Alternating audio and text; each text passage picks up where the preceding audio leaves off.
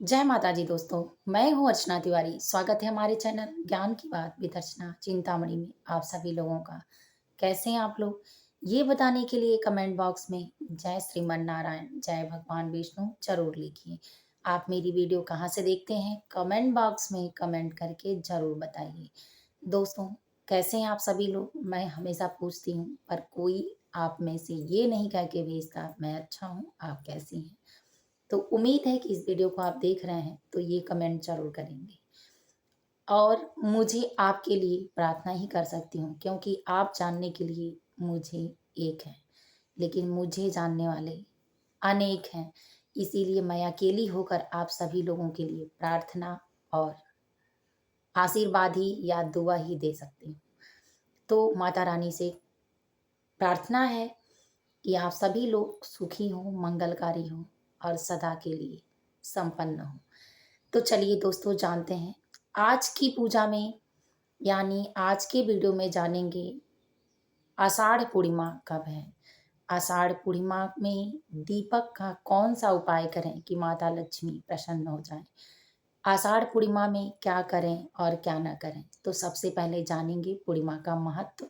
इसके बाद जानेंगे पूर्णिमा की तिथि को है शुभ मुहूर्त। इसके बाद पूजा की विधि। तो दोस्तों, आप हमारे साथ हमारे वीडियो में एंड तक बने रहिए। मैं आपके लिए हर एक पॉइंट का और आपके जीवन से संबंधित हर एक वीडियो, जिससे आप, आपका मोटिवेशन, आपका बच्चा, आपका घर और परिवार, आपके धन दौलत वृद्धि, पाप पुण्य, यानी आपके जीवन से गरुड़ पुराण की तरह जन्म से लेके मृत्यु तक के नियम हमारे वीडियो में आपको हमारे चैनल पर मिलेंगे। आप हर तरीके का वीडियो देखकर अपने आप को मोटिवेट कर सकते हैं, अपने आप को हंसी मजाक के लिए भी इंटरटेनमेंट कर सकते हैं और भगवान की प्रार्थना के लिए आस्था और विश्वास भी कर सकते हैं। तो दोस्तों, आप हमारे चैनल पर पहली बार आए हैं तो कृपया करके हमारे चैनल को सब्सक्राइब कर लें, ताकि मेरे हर वीडियो का नया नोटिफिकेशन आपको पहले प्राप्त हो जाए। तो दोस्तों, आज की वीडियो में मैंने बताया जैसा कि पहले की तरह आपको कि पूर्णिमा। तो चलिए जानते हैं पूर्णिमा। पूर्णिमा की तिथि 11 को यानी 10 को शुरू हो रहा है और 11 जुलाई को सावन मास शुरू हो रहा है। यानी 10 जुलाई को पूर्णिमा का व्रत रहा जाएगा। आषाढ़ मास 2025 पूर्णिमा का व्रत 10 जुलाई। इसमें आप भगवान विष्णु की और माता लक्ष्मी की पूजा जानते हैं कैसे करना है। आपको हमारी वीडियो में अनेक पूर्णिमा के माध्यम से पूजा विधि पता चलेगी। लेकिन दोस्तों, आषाढ़ पूर्णिमा और सावन मास की लगे पूर्णिमा जो है अत्यंत महत्वपूर्ण है। एक धर्म से शुरू मतलब समाप्त हो रहा है, दूसरा धर्म से शुरू हो रहा है। तो इसीलिए इस पूर्णिमा पर कुछ खास नियम हैं जो दीपक के नियम हैं। अगर आप ये उपाय करते हैं तो माता लक्ष्मी की विशेष कृपा आप पर बनेगी, महादेव की कृपा बनेगी। तो सबसे पहले जानते हैं कि सावन में आपको करना क्या है। आषाढ़ पूर्णिमा पे, तो आषाढ़ पूर्णिमा की तिथि की शुरुआत 10 जुलाई को हो रही है और 10 जुलाई को ही व्रत, उपवास और स्नान दान की पूर्णिमा है। इस दिन पूर्णिमा पर कहा जाता है माता लक्ष्मी, शास्त्र के नियमानुसार कि माता लक्ष्मी की विशेष कृपा प्राप्त करने के लिए, अपने वैभव को प्राप्त करने के लिए और अपने पितरों का आशीर्वाद प्राप्त करने के लिए पूर्णिमा का त्योहार महत्वपूर्ण त्योहार है। जो लोग स्नान दान की पूर्णिमा पर स्नान दान करते हैं, यानी स्नान, पवित्र नदी में स्नान करना जरूरी होता है, स्नान करते हैं, दान करते हैं और इस दिन धर्म का कार्य करते हैं, उनके घर में कभी उनके भाग्य से, उनके कर्म से, उनके शरीर से लक्ष्मी घटती नहीं है, बढ़ती ही रहती है। आपने देखा होगा कि कोई ऐसी महिला है या कोई ऐसा पुरुष है तो इस बात का ख्याल रखता है तो निश्चित ही वो आगे जाता है और सफलता उसकी कदम चूमती है। तो दोस्तों, आषाढ़ पूर्णिमा की तिथि के दिन 10 जुलाई है और 10 जुलाई को आप शुरुआत में ही सुबह के समय शुभ मुहूर्त में, यानी ब्रह्म मुहूर्त में सूर्योदय से पहले उठेंगे और भगवान विष्णु, माता लक्ष्मी की स्नान ध्यान करने के बाद, अपने घर को साफ सुथरा पवित्र रखने के बाद, पूजा स्थल पर भगवान विष्णु, माता लक्ष्मी की प्रतिमा के सामने घी का दीपक जलाकर, दूध युक्त या सफेद चीजों का भोग लगाकर, मिठाई, फल फ्रूट इत्यादि चीजों का भोग लगाकर माता लक्ष्मी को लाल फूल और भगवान विष्णु को फूल, पीले रंग का फूल चढ़ाएंगे। आरती पूजन करेंगे, इसके बाद पूरा दिन भजन कीर्तन तो करेंगे, हो सके तो इस दिन 5 चींटियों को, गायों को, कबूतरों को और 1 ब्राह्मण और दूसरा मतलब 5वाँ गरीब। ये फिर से सुन लें, 1 ब्राह्मण, दूसरा गरीब, तीसरा चींटी-चींटा, चौथा गाय और 5वाँ जानवर यानी कुत्ते। इन 5 लोगों को भोजन कराएँ। भोजन में आप थोड़ा भी दे सकते हैं, ज़्यादा भी दे सकते हैं, पर जाना चाहिए। दान में ब्राह्मण को एक सीधा आप दे ही रहे हैं। इस तरह से अपने धर्म को बढ़ाएँ आषाढ़ पूर्णिमा पे और दीपक का कुछ उपाय करें जिससे माता लक्ष्मी प्रसन्न हो।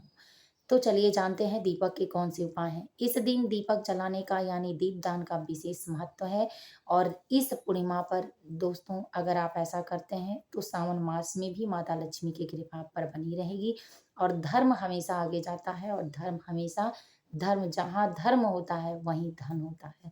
धन की वृद्धि हो रही है तो आप ध्यान से देखिए कि धर्म भी आगे है। इसीलिए धर्म की वृद्धि में धन आगे होता है। तो माता लक्ष्मी की विशेष कृपा पाने के लिए उस दिन आप दीपक के उपाय करें। अपने घर के दहलीज पर ईशान कोण में एक घी के दीपक को जलाएं और रात्रि में शाम को 8 बजे के बाद जब आपके घर के सभी सदस्य सोने जाएं, तो अपने घर के दहलीज पर चौमुखी दीपक जरूर जलाएं, 4 बातियों वाला। दूसरा, माता तुलसी को दीपक जलाकर पूजा अर्चना जरूर करें। तीसरा, माता लक्ष्मी और भगवान विष्णु के भोग में तुलसी पत्र जरूर शामिल करें। चौथा, इस दिन आप जितना जानवरों को और ब्राह्मणों की सेवा करेंगे आपके लिए उत्तम होगा। पांचवा, रात्रि में सोने जाने से पहले अपने घर के छत पर एक दीपक जलाएं। उसके बाद आपको अगर मंदिर जाना है, नहीं जाना है, अगर नहीं जाते हैं तो एक गंगा जल का पात्र लें जिसमें गंगा जल डालकर और एक दीपक गंगा जी में लगा दें।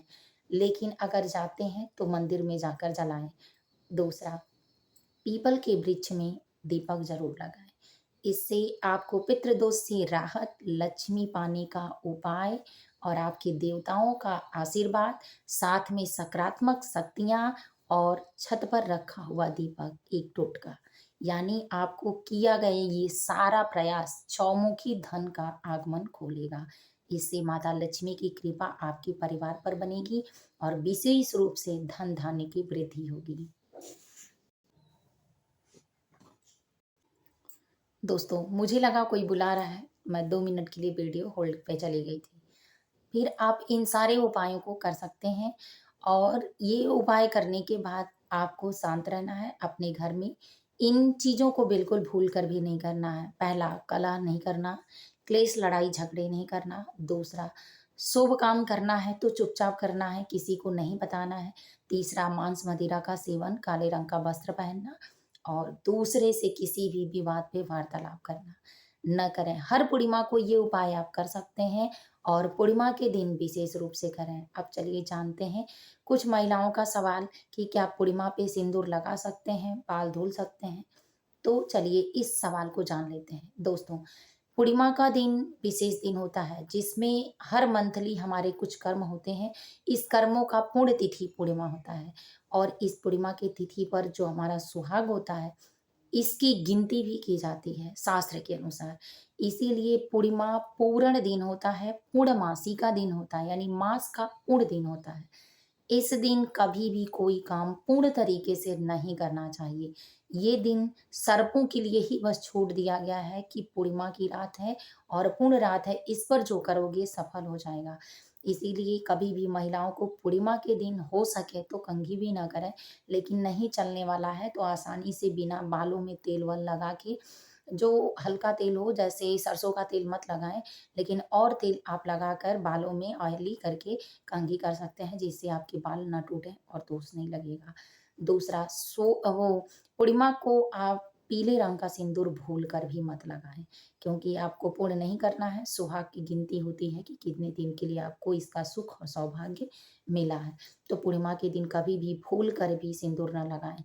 अगर आप किसी पूजा में जाती हैं, किसी को वहाँ बुलाई जाती हैं या कहीं मंदिर में इस पर चली जाती हैं और भगवान को चढ़ा हुआ प्रसाद आपको अगर मिल जाता है या आप चढ़ा देती हैं, तो लाइए उसको दूसरे दिन आप लगा लीजिए। और दूसरा, अगर आप उसी दिन लगाना चाहती हैं और प्रसाद है, तो अपने जो आँचल होता है साड़ी का, वैसे पूजा में हम लोग साड़ी ही पहनते हैं, तो आँचल जो होता है इस आँचल के कोने में ऐसे लगा दें और उसको धुले नहीं, उठा के रख दें और जब आप दूसरे दिन जिस दिन पीला सिंदूर लगाती हैं, उस दिन पहले उसको लगाएँ, उसके बाद दूसरा लगा लें। इसके बाद अगर पूर्णिमा को मजबूरी हो लगाना पूजा में बैठकर, तो आप सिंदूरा से सिंदूर बिल्कुल ना लगाएँ और माता गौरी को चढ़ाया हुआ सिंदूर ही लेकर लगाएँ और चंदन लगा लें, मांग में ना लगाएँ। दूसरा, पूर्णिमा के दिन, अमावस्या के दिन, एकादशी के दिन, कभी भी ये श्री की पूजा होती है जिसमें माता लक्ष्मी और भगवान विष्णु की पूजा की जाती है। तो अगर इस पर बाल धोना महिलाओं को, सुहागिन महिलाओं को मना ही होता है। तो इस पे जो महिला बाल धोती हैं उनके सौभाग्य में कमी आती है, सौभाग्य में सुहाग होता है, बाल-बच्चे, घर-परिवार होते हैं। तो किसी न किसी रूप में क्षति होती है। तो इसीलिए महिलाओं को चाहिए कि पूर्णिमा, एकादशी और अमावस्या की तिथि चाहे जितना गंदा हो, आप गीले भीगे तौलिए से पोंछ सकती हैं, पर धुले नहीं, बाल से स्नान करके। क्योंकि शास्त्र का नियम और हमारा नियम तो यही है, आगे आपके घर परिवार में जैसा होता हो आप ज़रूर करें, वो आपकी मर्ज़ी है, लेकिन सत्य का नियम अगर जानना चाहती हैं, तो ये नियम ज़रूर अपनाएँ। तो दोस्तों, वीडियो कैसी लगी और ये जानकारी कैसी लगी? उम्मीद है आपको पसंद आया होगा। तो कमेंट करके जय माता लक्ष्मी कमेंट बॉक्स में ज़रूर लगें लिखें और वीडियो को लाइक ज़रूर कर लें। जय माता जी, जय श्रीमन नारायण। आप सभी लोग खुश रहें। हर हर महादेव।